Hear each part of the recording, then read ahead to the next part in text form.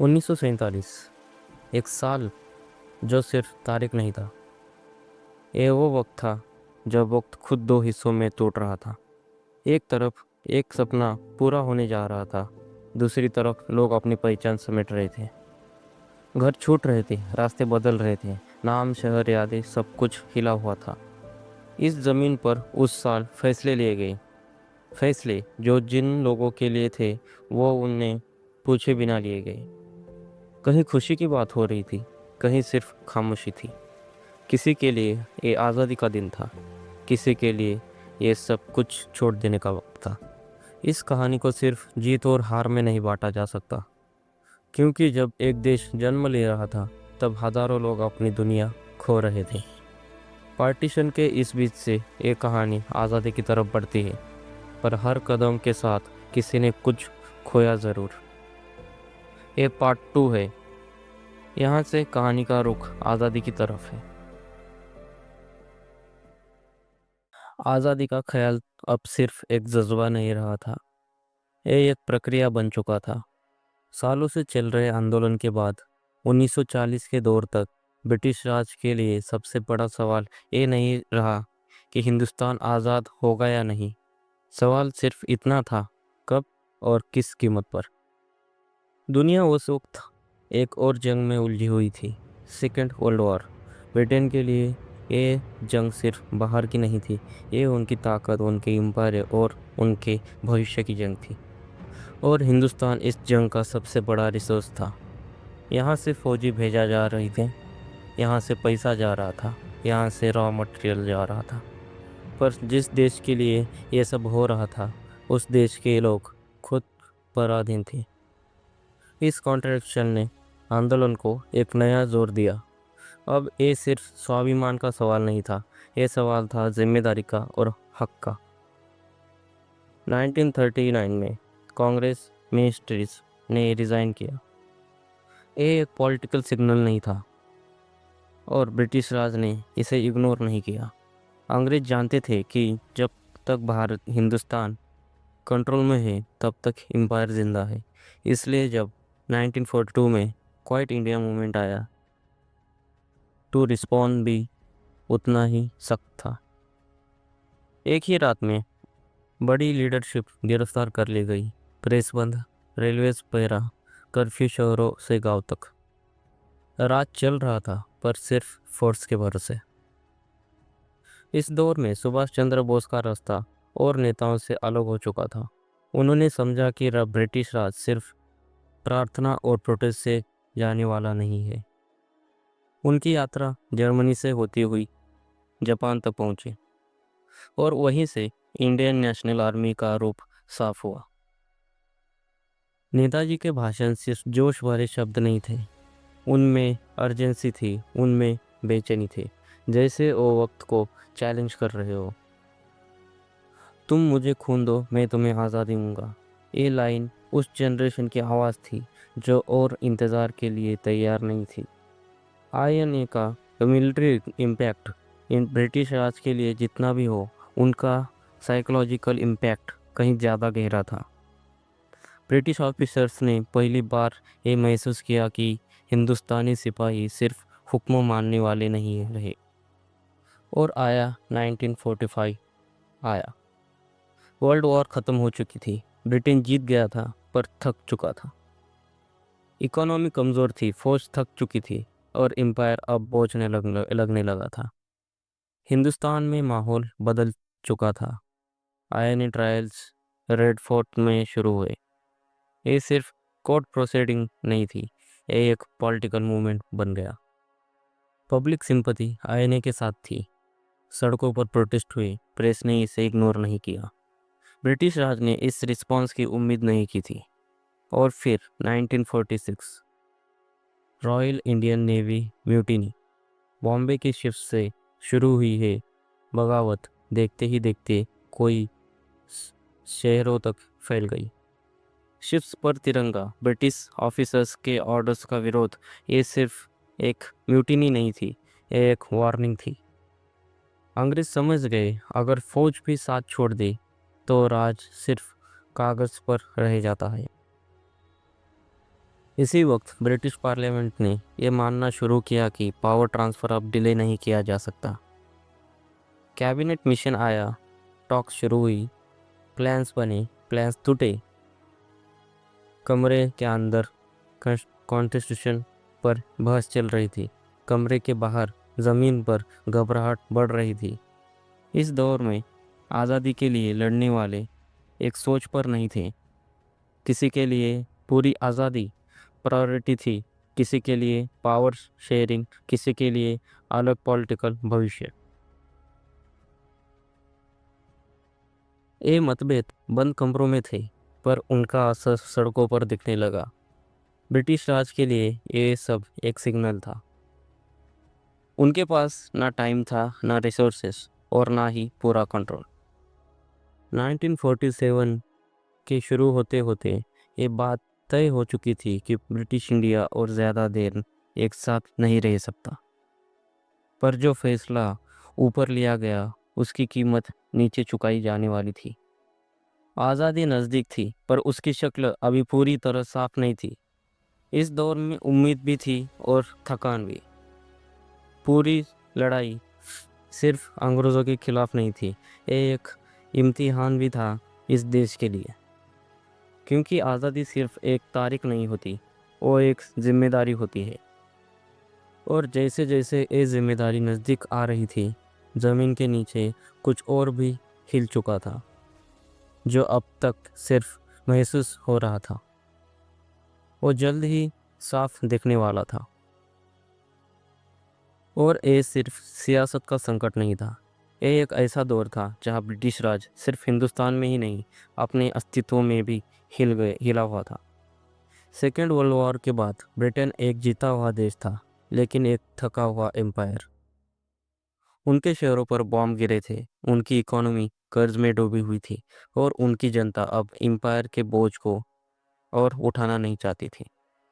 हिंदुस्तान, जो कभी ब्रिटिश ताकत का सबसे मजबूत स्टैम्प था, अब उनके लिए सबसे बड़ा सवाल बन चुका था।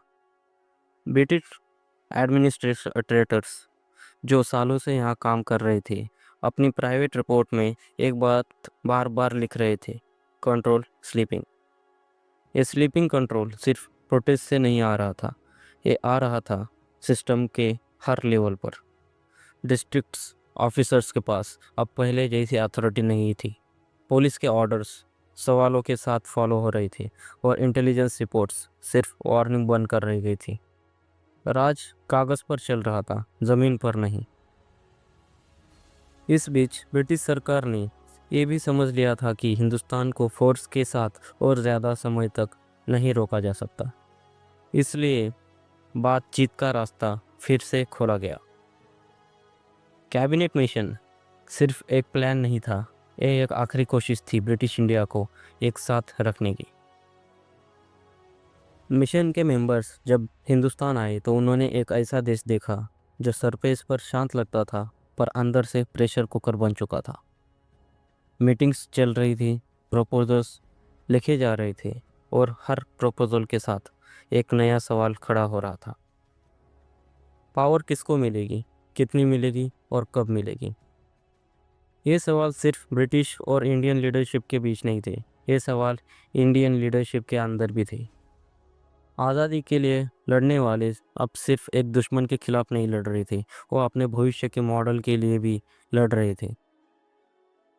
ये मतभेद सिर्फ आइडियोलॉजी तक सीमित नहीं था, ये गवर्नेंस के तरीके पर थे, पावर एक स्ट्रक्चर पर थे और इस बात पर थे कि एक नए देश को कैसे चलाया जाएगा। इस दौर में बहुत सारे फैसले जल्दबाजी में लिए गए, क्योंकि वक्त अब किसी को एक्स्ट्रा मौका देने वाला मूड में नहीं था। ब्रिटिश एडमिनिस्ट्रेटर्स के लिए सबसे बड़ा डर ये नहीं था कि हिंदुस्तान आज़ाद हो जाएगा, सबसे बड़ा डर ये था कि पावर ट्रांसफ़र के दौरान सिस्टम कोलैप्स हो जाएगा। और ये डर बिल्कुल गलत नहीं था। Railways, telegraph, police, revenue system, ये सब ब्रिटिश राज के पिलर्स थे और ये सब प्रेशर में आ चुके थे। रेलवेज पर मूवमेंट बढ़ रहा था, सिर्फ सामान का नहीं, सिर्फ फौज का नहीं, लोगों का। बड़ी संख्या में लोग शहरों की तरफ आ रहे थे, कुछ काम के लिए, कुछ सुरक्षा के लिए और कुछ सिर्फ इसलिए क्योंकि उन्हें लग रहा था कि कुछ बदलने वाला है। इस मूवमेंट को किसी ने प्लान नहीं किया था, पर ये मूवमेंट रुक भी नहीं रहा था। ब्रिटिश राज के पास इस स्केल के लिए कोई ब्लूप्रिंट नहीं था। उनका सिस्टम स्टेबल सिचुएशन के लिए बना था, क्राइसिस के लिए नहीं। इस बीच प्रेस पर कंट्रोल और टाइट किया गया, पर सच छुप नहीं रहा था। अफवाहें न्यूज़पेपर से तेज फैल रही थी, और अफवाहें सिर्फ खबर नहीं होती, और डर बन जाती है। डर का ये माहौल सिर्फ एक शहर तक सीमित नहीं था, ये अलग अलग रूप में पूरे कॉन्टिनेंट में महसूस हो रहा था। कहीं आंदोलन के बाद अरेस्ट हो रहे थे और कहीं सिर्फ इंतज़ार हो रहा था। इंतज़ार, पर किस चीज़ का, ये कोई साफ तौर पर नहीं जानता था। 1946 के बाद ब्रिटिश राज ने एक और बात महसूस की। उनके फैसलों का असर अब तुरंत दिख रहा था, हर डिले सिचुएशन को और फ्रैगाइल बना रहा था। इसलिए 1947 की तरफ बढ़ते हुए ये तय हो चुका था कि पावर ट्रांसफ़र चाहे जैसे भी हो, जल्दी हो। स्पीड इस पूरे प्रोसेस का सबसे खतरनाक हिस्सा बन चुकी थी, क्योंकि जब फैसले तेज़ी से लिए जाने थे तो प्लानिंग पीछे छूट जाती थी, और प्लानिंग के बिना हिस्ट्री सिर्फ डायरेक्शन नहीं बदलती, वो लोगों को भी अपने साथ घसीट लेती है। इस पूरे दौर में बहुत कुछ लिखा जा रहा था, फाइल्स, नोट्स, मैप्स, पर जो चीज़ कहीं लिखी नहीं जा रही थी वो था इंसानी असर। कितने लोग इस ट्रांजिशन में बीच में फंस सकते हैं, कितने घर अपनी जगह को खो सकते हैं, और कितनी ज़िंदगियां सिर्फ टाइमिंग की वजह से बदल सकती हैं। इस चैप्टर के अंत तक ये साफ हो जाता है कि आज़ादी एक निश्चित सच बन चुकी थी, पर उस तक पहुंचने का रास्ता अब भी धुंधला था। और जब रास्ता धुंधला होता है तो गलतियां सिर्फ संभव नहीं होती, वो अनिवार्य हो जाती है। ये वही मोड़ था जहाँ से कहानी सिर्फ सियासत की नहीं रहनी थी, यही से इंसानियत की कहानी बनने वाली थी। और जो कुछ अब तक सिर्फ सिस्टम के अंदर ही हिल रहा था, वो जल्द ही सड़कों पर, रेलवे लाइंस पर और गांव के अंदर महसूस होने लगा था। आज़ादी बिल्कुल सामने है, पर उसके साथ क्या क्या आने वाला है इसका अंदाज़ा अभी किसी को नहीं है। और इस पूरे दौर में सबसे ज़्यादा जो बदला वो सिर्फ पावर का स्ट्रक्चर नहीं था, बदल रही थी लोगों की सोच। ब्रिटिश राज के खिलाफ गुस्सा अब सिर्फ स्पीचेस तक सीमित नहीं था, ये रोज़मर्रा के व्यवहार में दिख रहा था। कोर्ट में, दफ्तरों में, पुलिस स्टेशन में ऑर्डर माने जा रहे थे, पर बिना विश्वास के। एक समय था जब ब्रिटिश ऑफिसर्स का नाम सिर्फ नाम नहीं होता था, वो अथॉरिटी होता था। अब नाम वही था, पर अथॉरिटी सिर्फ लोगों का सीमित चुकी थी। इस दौर में इंडियन ब्यूरोक्रेसी भी दो हिस्सों में बटी जा रही थी। एक हिस्सा जो सिस्टम को बचाना चाहता था, और एक हिस्सा जो समाज को चुका था कि ये सिस्टम अब ज़्यादा दिन नहीं चलेगा। ये लोग खुलेआम विरोध नहीं कर रहे थे, पर उनके फैसले में डिले दिख रहा था, और कभी कभी सिर्फ खामोशी। खामोशी भी कभी कभी सबसे बड़ा संकेत होती है। ब्रिटिश फाइल्स में इस खामोशी का जिक्र मिलता है, लेकिन इसका मतलब समझने की कोशिश बहुत कम की गई। इस बीच इंडियन पॉलिटिकल लीडरशिप सिर्फ ब्रिटिश से बातचीत नहीं कर रही थी, वो अपनी जनता से भी एक नया रिश्ता बना रही थी। मीटिंग्स अब सिर्फ लीडर्स के लिए नहीं होती थी, उनमें आम लोग भी आने लगे थे। ये मीटिंग्स कभी डिसिप्लिन्ड होती थी, कभी बिल्कुल अव्यवस्थित, पर एक चीज़ कॉमन थी, भीड़ बढ़ रही थी। भीड़ सिर्फ संख्या नहीं होती, भीड़ सिग्नल होती है। सिग्नल इस बात का कि लोग इंतज़ार करते करते थक चुके थे। इस दौर में ब्रिटिश इंटेलिजेंस एक चीज़ पर ज़्यादा ध्यान देने लगी थी, मूड। मूड का मतलब सिर्फ गुस्सा नहीं होता, मूड का मतलब होता है कि लोग क्या फील कर रहे हैं। और मूड बिल्कुल अनस्टेबल था।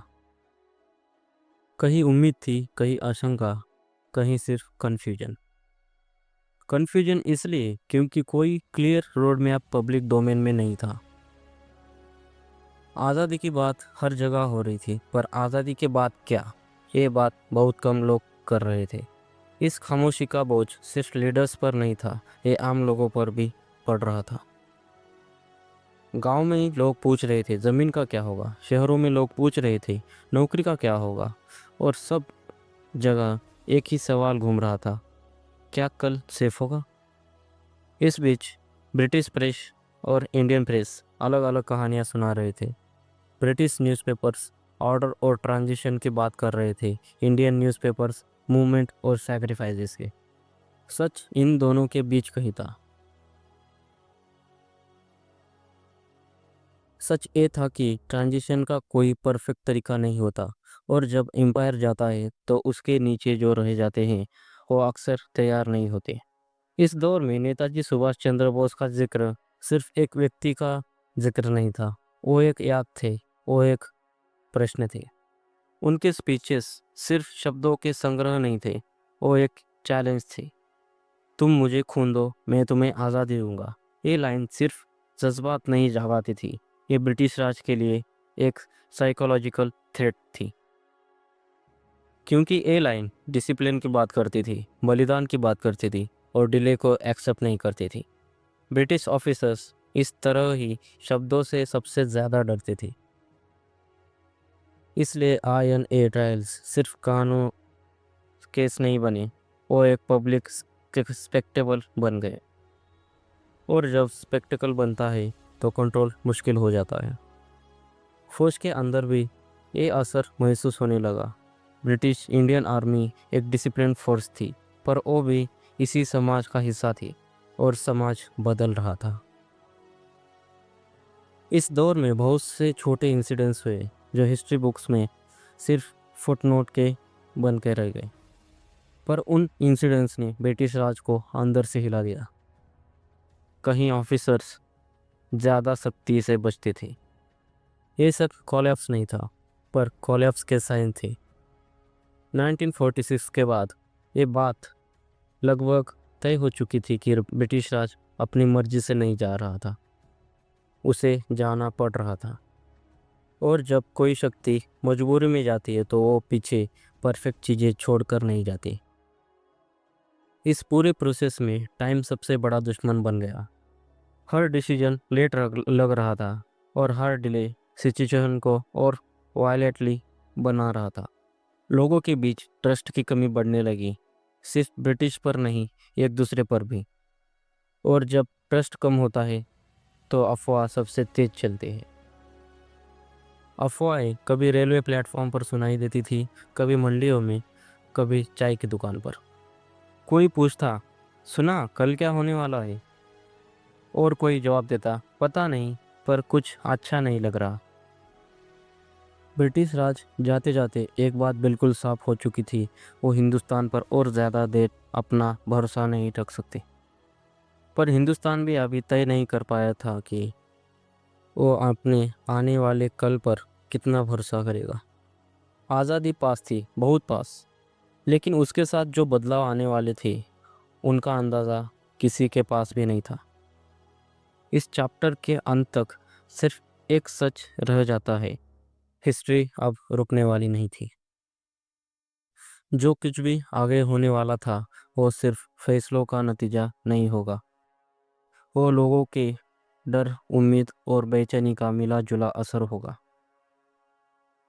और इसीलिए जब आज़ादी आई तो वो सिर्फ एक तारीख नहीं बनी, वो एक ऐसा पल बनी जिसके पहले बहुत कुछ टूट चुका था। 1946 यह साल किसी नई शुरुआत जैसा नहीं लगता था। यह एक ऐसा साल था जहाँ सब कुछ चल रहा था, पर अंदर ही अंदर सब कुछ थक चुका था। ब्रिटिश राज अब भी मौजूद था, फाइल्स अब भी साइन हो रही थी, पुलिस अब भी पेट्रोल कट चल रही थी, रेलवे टाइम पर चल रही थी, पर जो चीज़ गायब हो चुकी थी वो था भरोसा। राज अब कानून से नहीं, आदत से चल रहा था। और जब कोई सिस्टम सिर्फ आदत पर टिक जाता है तो उसके टूटने का वक्त दूर नहीं आता। 1946 के हिंदुस्तान में हर जगह एक ही महसूस था, दबाव। यह दबाव सिर्फ सड़कों पर नहीं था, यह दबाव के कमरों में नहीं था, यह पुलिस स्टेशन में था, ये कोर्ट के कॉरिडोर में था। और यह दबाव हर फैसले के साथ और गहरा होता जा रहा था। सेकेंड वर्ल्ड वॉर ख़त्म हो चुकी थी, ब्रिटेन जीत गया था, लेकिन जीत के बाद जो थकान आती है वो आप साफ दिख रही थी। एम्पायर के पास ना पैसा बचा था, ना एनर्जी, और सबसे इम्पोर्टेंट ना ही समय। हिंदुस्तान अब सिर्फ एक कॉलोनी नहीं रहा था, वो एक बोझ बन चुका था। इस बीच सड़कों पर आंदोलन फिर से तेज होने लगे। ये वो आंदोलन नहीं थे जो सिर्फ नारा लगाने तक सीमित रहते हैं। ये वो आंदोलन थे जो लोग गिर रहे थे, उठ रहे थे और फिर से आगे बढ़ रहे थे। अरेस्ट बढ़ने लगे, स्ट्राइक्स लंबी होने लगी, शहरों में काम रुकने लगा और हर रुकावट के साथ ब्रिटिश राज का कंट्रोल थोड़ा और धीरे धीरे फिसल रहा था। पुलिस के पास ऑर्डर थे पर सिचुएशन उनके हाथ में नहीं थी। लाठीचार्ज, कहीं फायरिंग भी हुई, पर यह सब किसी एक घटना के रूप में नहीं, एक सिलसिले के रूप में हो रहा था। जैसे प्रेशर कुकर सीधे फटने से पहले छोटी छोटी सीटियां मारता है, वैसे इस दौर में सबसे बड़ा बदलाव भीड़ में दिखने लगा। भीड़ अब सिर्फ सुनने नहीं आती थी, भीड़ अब जवाब चाह रही थी। और जब भीड़ जवाब मांगती है तो स्पीचेस काफ़ी नहीं होते। 1946 का सबसे गहरा असर सिर्फ सड़कों पर नहीं था, ये फौज के अंदर महसूस हो रहा था। INA ट्रायल्स के बाद एक बात साफ हो चुकी थी, वफादारी एक तरफ से नहीं चल सकती। जिन सैनिकों पर ब्रिटिश राज को सबसे ज़्यादा भरोसा था, उनके मन में भी सवाल उठने लगे थे। रॉयल इंडियन नेवी म्यूटिनी सिर्फ एक रिवॉल्ट नहीं थी, वो एक सिग्नल थी, एक ऐसा सिग्नल जिसे ब्रिटिश राज इग्नोर नहीं कर सकता था। इसका मतलब ये नहीं था कि पूरी फौज उनकी तरफ खिलाफ हो गई थी, पर इतना ज़रूर था कि अंधा भरोसा अब मुमकिन नहीं रहा। और जब किसी राज को अपनी फौज पर भी पूरा भरोसा ना रहे तो उस राज का अंत सिर्फ समय का सवाल होता है। इस बीच लीडरशिप पर दबाव और तेज हो गया। हर मीटिंग में एक ही सवाल घूम रहा था, कब कब आज़ादी मिलेगी और कैसे। पर इस कैसे का किसी के पास पूरा जवाब नहीं था। लीडर जानते थे कि हर दिन की देरी सिचुएशन को और ख़तरनाक बना रही है, और वो ये भी जानते थे कि हर जल्दबाजी का फैसला भारी कीमत मांग सकता है। यह वो पोल था जहाँ सही और गलत एक सीधी लकीर में अलग अलग नहीं दिखते। यहाँ सिर्फ ऑप्शन थे और हर ऑप्शन के साथ नुकसान जुड़ा था। इसलिए 1946 सिर्फ डिसीजन का साल नहीं था, ये डिसीजन का साल था। हर कोई थक चुका था, ब्रिटिश भी, इंडियन लीडरशिप भी, और आम लोग सबसे ज़्यादा। इस पार्ट के अंत तक एक बात बिल्कुल साफ हो जाती है, ये संघर्ष अब रिवर्स नहीं हो सकता।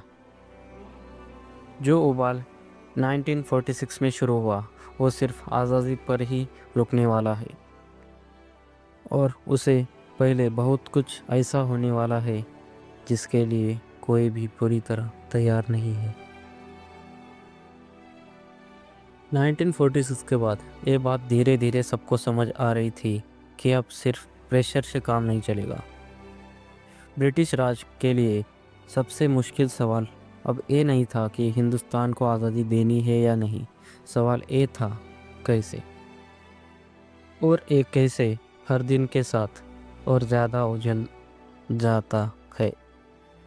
मीटिंग्स बढ़ने लगी, फाइल्स और मोटी होने लगी, मैप्स पलटने लगे। टेबल पर रखी हुई लकीरें सिर्फ शाही की लकीरें नहीं थी, वो फैसले थे जो बिना आवाज़ के करोड़ों जिंदगियों को छूने वाले थे। इस बीच ज़मीन पर कुछ और ही चल रहा था। लोग इंतज़ार में थे, पर किसी को ये नहीं पता था कि वो किस चीज़ का इंतज़ार कर रहे हैं, आज़ादी की या किसी घोषणा की, या सिर्फ इस बेचैनी के ख़त्म होने की। अफवाहें अब खबरों से तेज चल रही थी। रेलवे स्टेशन पर, मंडियों में और शहरों के किनारों पर लोग एक ही बात पूछ रहे थे, कल क्या होगा? और अक्सर जवाब होता, पता नहीं। ये पता नहीं सिर्फ अनजाना नहीं था, ये डर था। ब्रिटिश एडमिनिस्ट्रेशन इस डर को समझ रहा था, पर उसके पास उसे संभालने का वक्त नहीं था, क्योंकि लंदन से एक ही सिग्नल आ रहा था, स्पीड अप। पावर ट्रांसफर को जल्दी निपटाना था।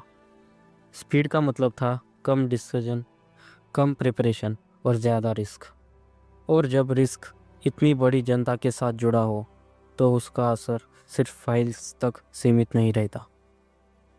1947 नज़दीक आ रहा था, और जैसे जैसे तारीख पास आ रही थी, वैसे वैसे सिस्टम के जॉइंट्स धीरे धीरे छूट रहे थे।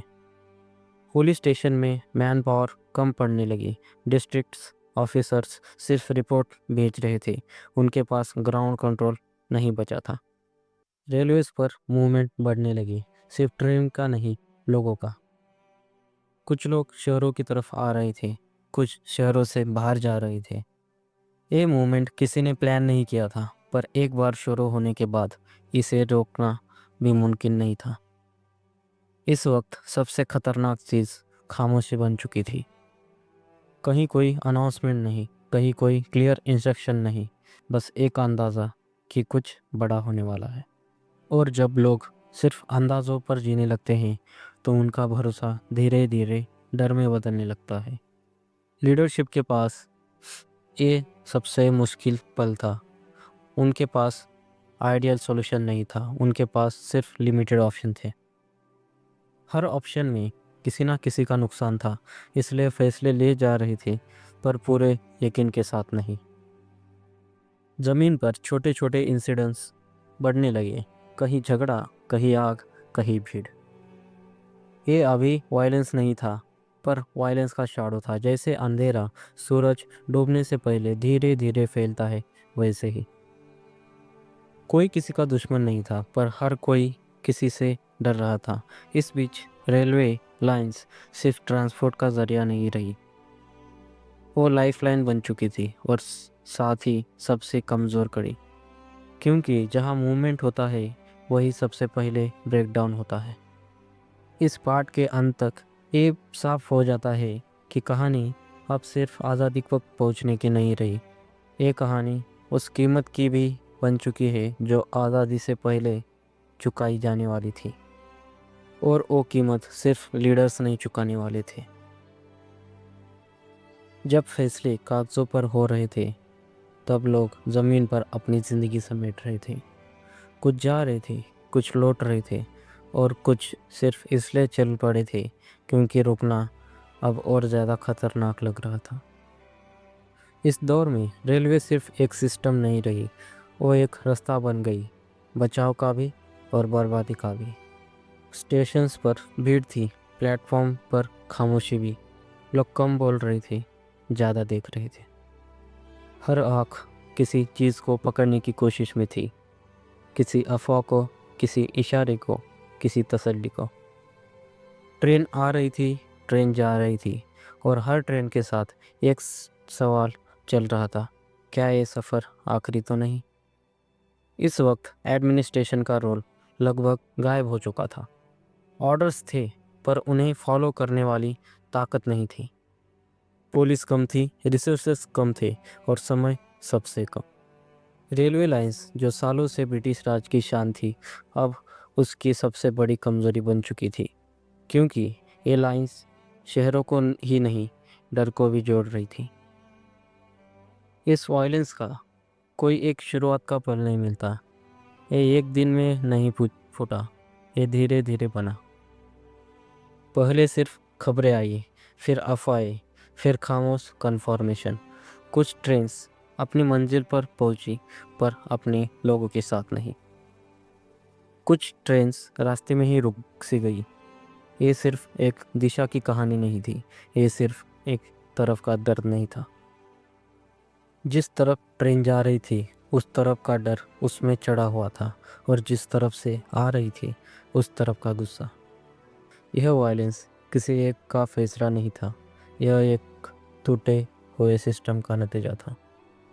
जब कानून पीछे हट जाता है और क्लैरिटी गायब हो जाती है तो सबसे पहले नुकसान इंसान को उठाना पड़ता है।